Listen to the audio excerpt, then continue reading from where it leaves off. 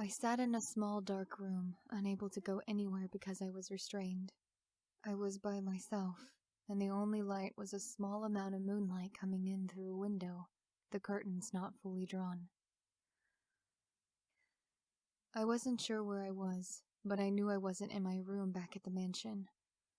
I wasn't sure how long it was before I heard footsteps walking towards the room I was in, but I wasn't sure if I were happy or scared because of it. Before I could really decide how I felt, I heard the door open and someone walk in. I couldn't really see who had come into the room, but when I heard him talk, I realized who it was. "I see you are awake," I heard Lawrence say. "Emma was wondering when you would be." Where am I? Why have you brought me here? I asked him, not happy in the least. I heard him chuckle darkly, then say, "Why, in your new home, of course. That is, of course, until Emma decides that she no longer wants you here. You see, she could not have you marrying her brother. If you and Gustave were to marry, Emma would no longer be the center of attention. There would also be more competition for the throne. Emma wants as much power as she can get." I took a deep breath, then said, Emma is not the only one who wants power.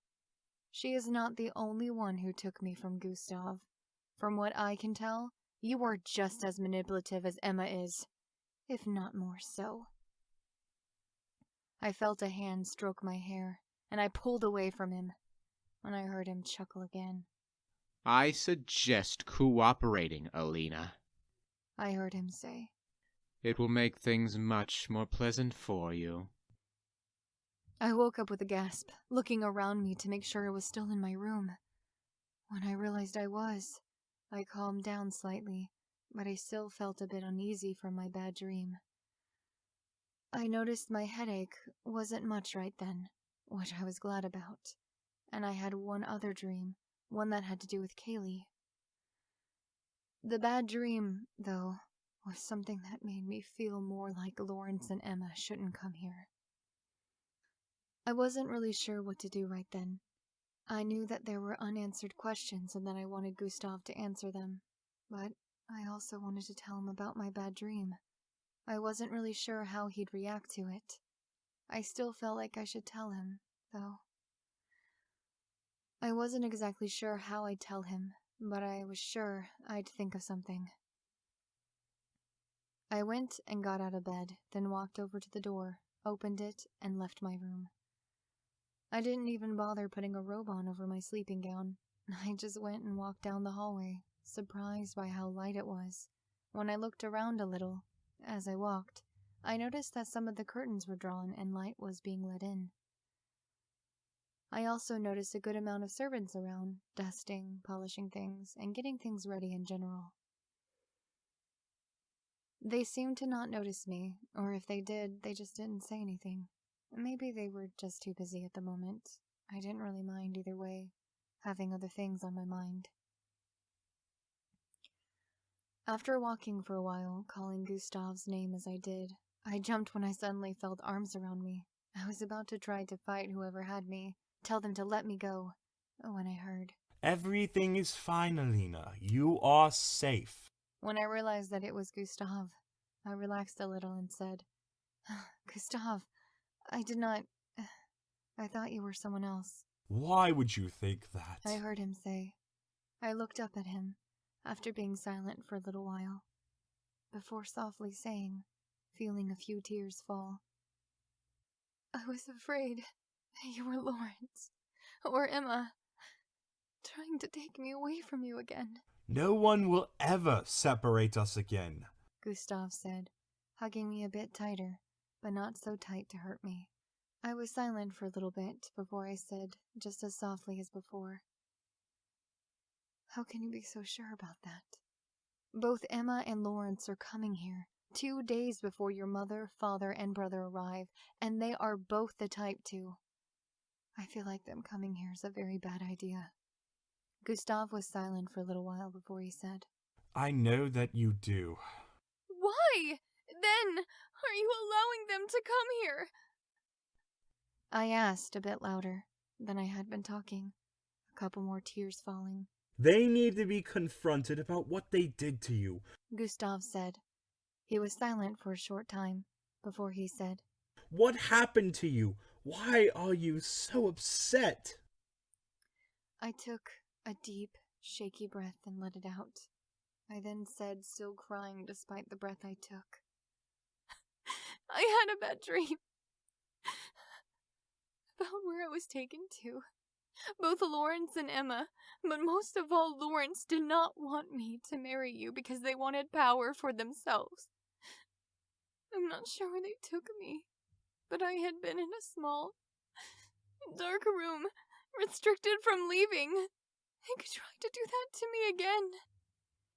I paused, then said, I realize you say that you will not let anyone take me again.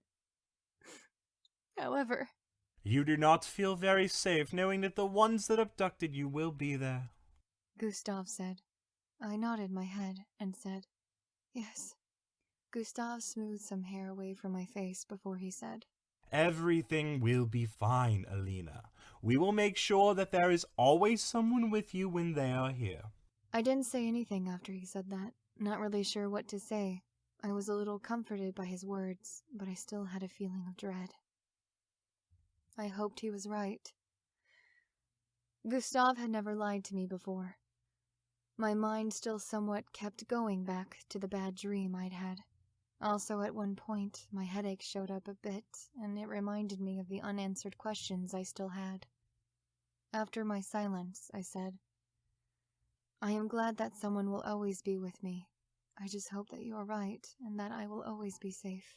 I paused, then said, before you say anything else, there is something I need to say. There are questions that I need answers to. I need to know why I'm remembering things that did not happen to me, and who Kaylee is.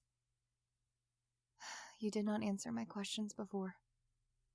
Alina, I do not think... Gustav started to say, but never got to finish. No!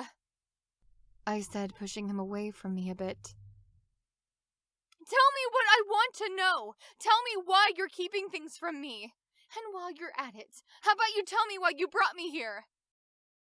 I started hitting him, something I've never done before, and I said, how could you just take me away from my own life, my friends, my family? How you kidnapped me! Gustav looked really confused by what I was doing and saying. I couldn't really explain what was happening, though, or stop it. My mind felt fuzzy, and then, well, everything else happened. He went and grabbed my arms, then said, sadly, I'm sorry. I never should have done that. When he grabbed my arms, I'd struggled a bit.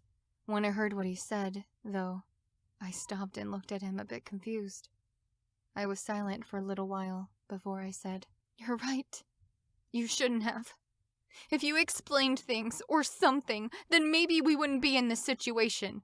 He sighed, then said, Yes, maybe this would have never happened. It has, though, and I think it is time for me to answer questions. I could tell Gustav was dreading it, but I also knew answers had to be given.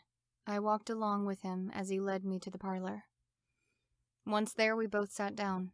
I wasn't sure what he'd tell me when I asked questions, or if Alina would show up again, but I was sure I'd find out soon enough. If she did show up, I was sure she had had some questions she wanted answers to, too. For the moment, though, I just sat and waited for Gustav to explain things to me. Well, what he could anyway. No matter what he told me, it'd be much better than the lack of answers I was getting. I was sure, though, that there'd be a lot of confusing things I'd be told. When I started asking questions again, and Gustav started answering them, I realized I was